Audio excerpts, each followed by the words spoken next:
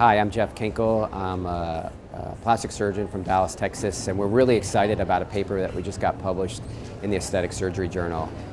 I do a lot of larger cases, specifically weight loss cases, and there's always been this question about how much time can you spend in the operating room and how much time is safe. And back in 2009, there was an advisory that was published that suggested 6 hours was a good time to shoot for.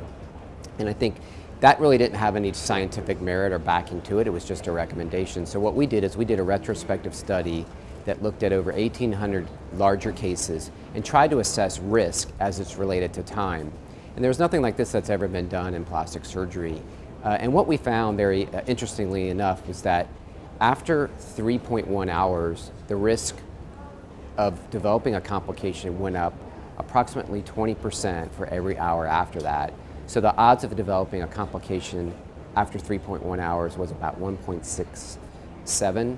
If you went greater than 4.5 hours, it was about 3 times as greater, and over 6 was up to about 6.5 times.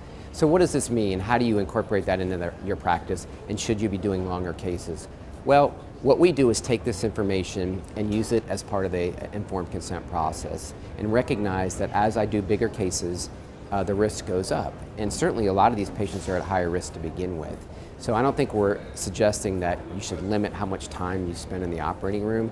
This is just a discussion that we have to have with our patients so that we can give them a realistic impression about what to expect after surgery, and recognizes that for these bigger cases that we do, specifically the ones that we studied, there is going to be a bit of an increased risk for developing complications, mainly wound-related complications.